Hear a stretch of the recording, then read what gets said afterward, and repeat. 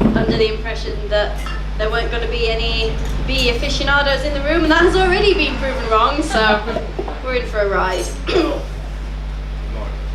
Jake Tucker, sit down. Fixing. A bee!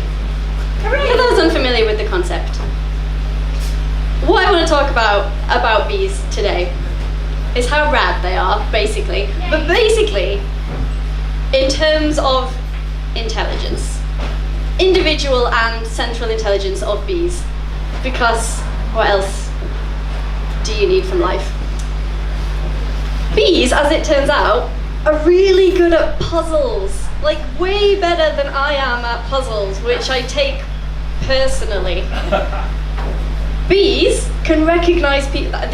You can look up articles, I've got links. Bees can recognize people's faces. Bees are doing better than me there. Bees can recognize people's faces. They've got one over on me. They've got topological knowledge. They have an incredible memory for geographic locations, maps. They've got pattern recognition and mathematical problem-solving skills out the wazoo. The hexagon is an incredible shape for building honeycombs. You all look enthralled, but I promise this is going somewhere. So efficient. And until the 90s, we couldn't prove mathematically how amazing that was. We have done it now, hooray for us. Bees have been doing it since literally forever. And this is my favorite one. They communicate ideas with each other through the medium of dance. They dance their little butts to let other bees know what's going on. Called the waggle dance, hence the beer. Amazing. And they have communal long-term goals. When bees swarm, they don't just mill around, okay? Most of them hang out with the queen, and then the most experienced scout bees go off and find locations that they think are really good, and then they come back and have a dance-off about which the best location is, right? They fight dance to decide where they're gonna live, and then they get other bees to come with them and check them out and come back and join their dance troupe. Incredible. So collectively, bees are pretty smart. And individually, bees are pretty smart.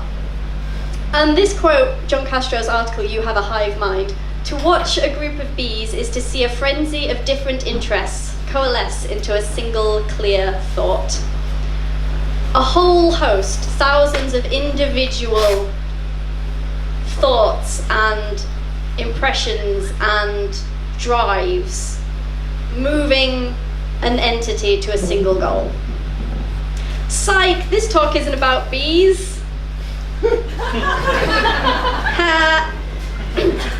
There's been a lot of analogies about bees and the human brain in sort of biological circles, which is really, when you think about it, super obvious, because 1,000 tiny thoughts firing in one brain leads a human swarm anywhere it wants to go, basically. And being human is pretty much the same as being a bee in a lot of ways. Most of us got topological facial pattern recognition skills. We've got problem-solving skills to a certain degree. Some of us have mathematical problem-solving skills. Some of us not so much. We can communicate ideas and information, although we don't do it quite as genteelly as bees maybe do. I think there should be a lot more dancing in our debates. Parliamentary dance-off. We can sometimes unite for long-term goals. A bit, if we want them enough. We've got collective intelligence in a kinda big group of people can go either way, can't it? But conceptually, we've got a lot going on for us that bees have got figured out better. Psych, this talk isn't about brains. What I want to talk about is, I guess, the human hive situation. That is, the internet. We have an amazing tool that functions basically the same way as a beehive, in that hundreds and thousands of us are all pouring information into our own little modules of it. But it all comes together into one amazing, sticky, disgusting, helpful mess. And some of it's delicious and some of it's gross and full of dead bees, but overall, you know, we're doing pretty good things with it. And one of the best things in my mind to come out of it is alternate reality games. Psych! This talk isn't about hives, it's about ARGs. This is a quote from unfiction.com. Beasting is another term for the playing of alternate reality games based off The Beast, a very early on, very famous alternate reality game. Beasting is unique in that it wouldn't be possible without the community building and networking power of the internet. And that is absolutely true, because beasting or unfiction or immersive fiction or interactive, whatever you want to call it, is almost impossible to play by yourself. No one person, although I admire you if you try, solves an alternate reality game all on their own, because they are adaptive methods of play. And alternate reality games take a storyline and they tell you about the storyline, not the story necessarily. And one I want to talk about is this one. If anyone's particularly good at anagrams, shout it out. I love bees. I love bees! The Halo 2 ARG 2004. These are photos taken by a fairly prolific ARG player. A jar of honey sent to him with these letters inside, scrambled up and put together, made I Love Bees. ilovebees.com, also a URL that flashed up at the end of the trailer for Halo 2. So, two different ways to get in on the ground for this ARG, although obviously people come in all the way along. But this one was particularly interesting to me. This is the website it goes to, by the way, what it looks like now, not what it looked like at the time. A website, Margaret's Honey, Napa Valley, it was taken over by, not to spoil this 10-year-old game for you, but it was taken over by what turned out to be sort of a slightly broken AI system trying to reconfigure itself. And so people found this website either through jars of honey or through trailers for video games, and it wasn't what they were expecting, and they didn't quite know what was going on, and it took a long time for them to figure it out. But what is interesting to me about I Love Bees is that it was never intended, really, just to be a game, just to be a game.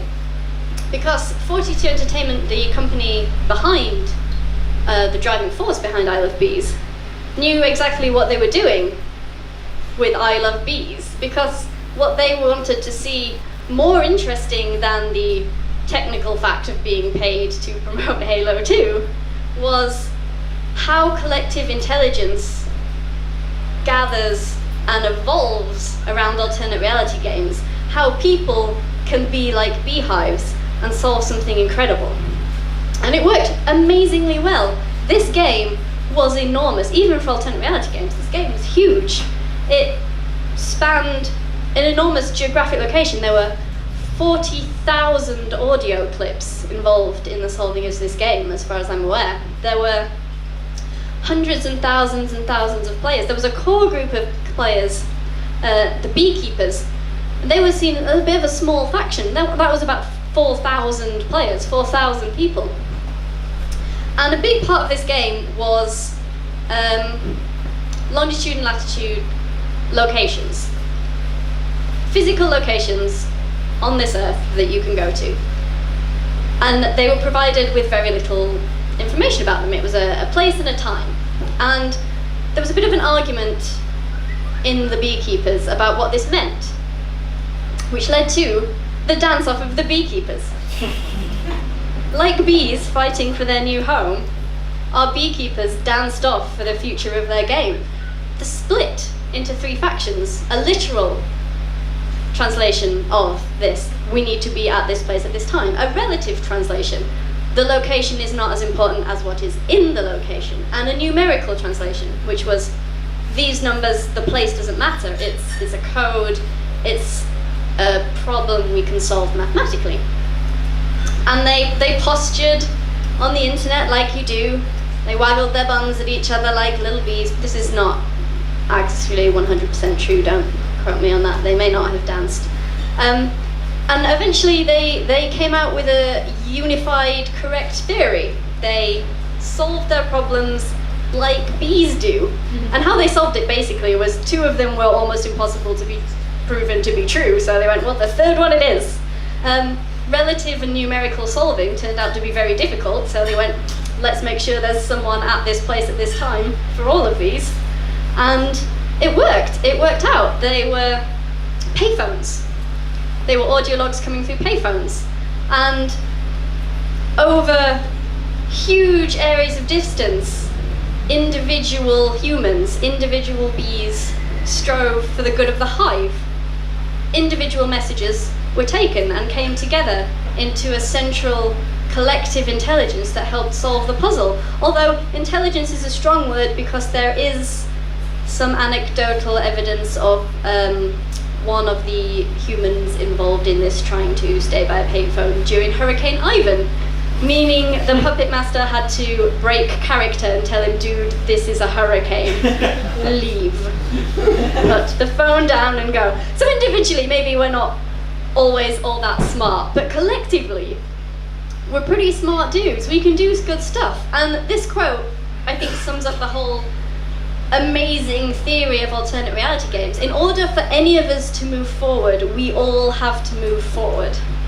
Making I Love Bees was great as a game. It was a fantastic game. It was phenomenal marketing, but it was most interesting as a social experiment of how, and let's be honest, a group of people, gamers, that maybe don't always work together amazingly well, can have a central goal, a long-term goal, and they can all come together and do their one individual little bit of honeycomb and pour their knowledge into it, and it all comes out as something amazing. The collective, I'm still on the same topic, don't worry, I'm not changing again. This quote is by Sean Stewart, the lead writer of I Love Bees. The game isn't the art or the puzzles or the story. They are designed to precipitate, to catalyze the actual work of art, which is you. And that's what I take away from nearly every ARG, and from I Love Bees in particular, is that to solve something that grandiose, that changing, because ARGs are rewritten as they're played, obviously, because players, like Angry Bees, are unpredictable. And they change the rules, and you have to change the rules around them. And they don't play the way you want them to, and they don't solve puzzles the way you want them to, but they'll do it, and you have to keep up. And what's amazing is what comes out of that, the players coming together and making this hive of game-solving amazingness from individual hurricane-ignoring idiots. That's amazing. Because we are 1,000 tiny, insignificant bees firing thoughts off in one brain. We are the bee and we are the hive, and then we are the hive again when we come together and solve problems or solve games or make games. And there isn't enough game in the world, really, that capitalizes on this concept of maybe you don't have to solve everything yourself. Maybe it's enough to solve something together.